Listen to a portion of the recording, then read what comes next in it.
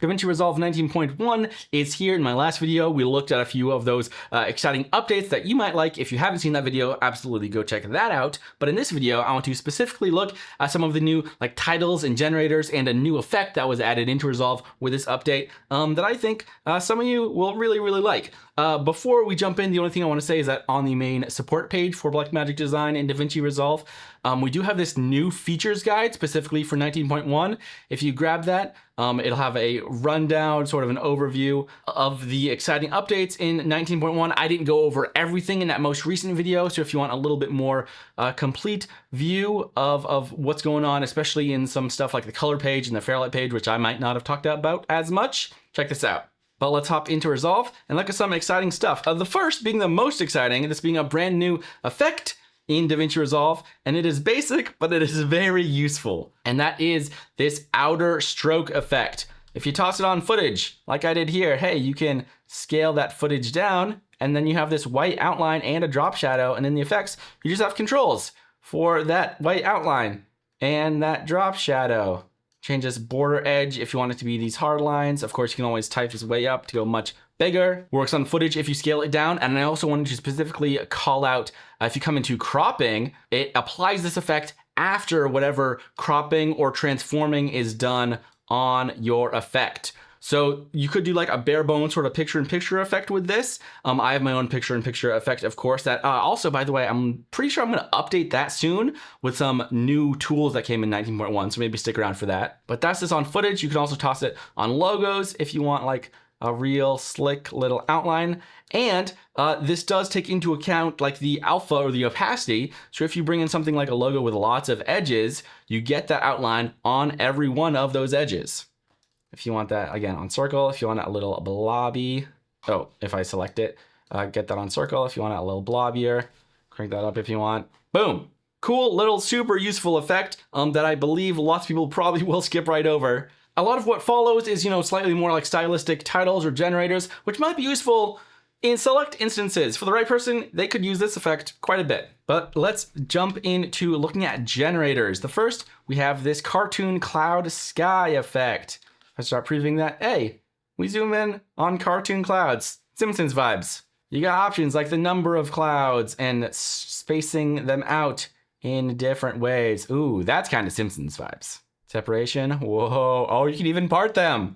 Yeah, make the Simpsons intro. That's the cartoon cloud sky. Next we have this cube array, which is this cool little repeating pattern, pretty neat, lots of customization as well.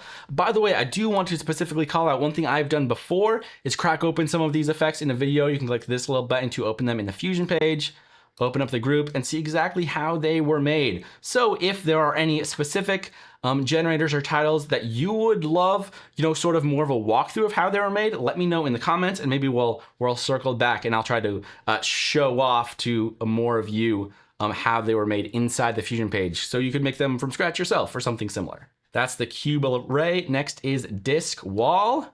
This one by default is static, but hey, if I pull up animation, then will it go back and forth? Will it shuffle or just stretch out over time?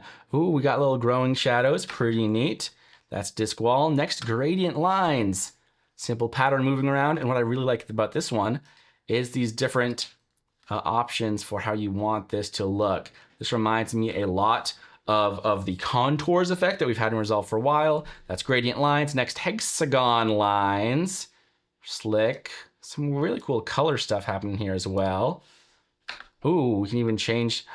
Ooh, okay, we can do some cool stuff. Nice. Hexagon glow. Next, honeycomb, sort of like that last, what was that? Sort of like a disk wall. We've got honeycomb.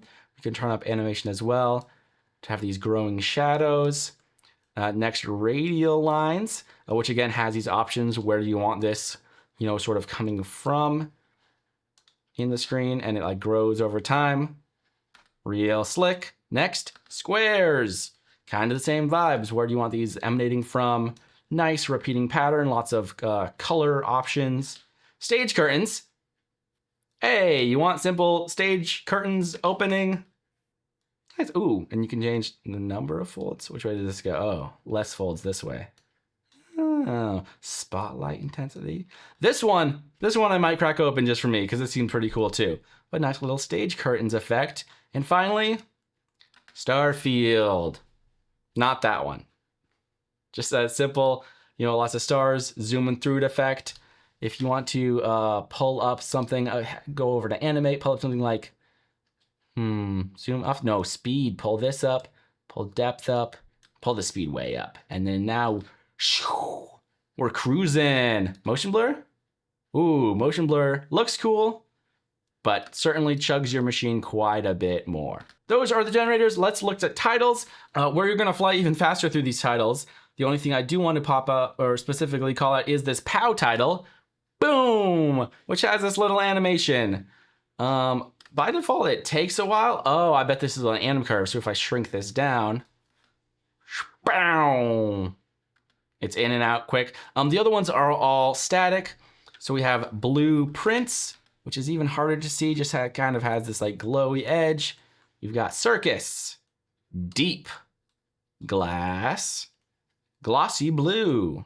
Oh, in fact, wait, let me turn on this. Instead of thumbnail, make it go black. Yeah. Okay. Yeah, here you can see these lines. Blueprint. Oh, blueprints, not blueprints. Like a blueprint. You got it. Circus, deep, glass, glossy blue, gradient background, just a simple. Lots of these will be built on the shading elements, which I walked through just a few videos ago now, as I sort of kicked off a series where we started looking at shading elements, then we got into text expressions and then modifiers and other stuff. This is a great place to dive in to get into some really wild stuff in Fusion if you're interested in that. But if you just want to know what's new, we got gradient outline, we got metallic sheet, we got that POW we showed off, rainbow, sign off, which has, yeah, no animation on this one. Slime, speed, statement, tangerine, tasteful, victory, and volcano. Just a small extra little batch of quick stylized text that, hey, it might be the right work or might be the right style for your bit of work. Good to be aware of them, good to be familiar with what's out there, even if it might not be something you go to all the time. But hey, I think star of the show, that new effect, that outer stroke effect, pretty neat. You might need that a whole lot. Blackmagic has had a few of these new titles or generators or effects in like the last handful of updates, and it's really easy for them to go under the radar. So I wanted a dedicated video just on, you know, this like sort of new update hype to say like, hey, it's not a new effect, but just some new things popped up in your effects library. You should at least know they are there, and you know, they might be useful. If you missed my last video going over some of the new features in 19.1, go check that out. And as always, I have plenty of tutorials, as well as my own free and paid DaVinci Resolve titles, transitions, effects, templates, all of that over on my site or here on the channel. Hope you liked this quick look at some new stuff in Resolve. Thanks for watching, and I'll see you next time.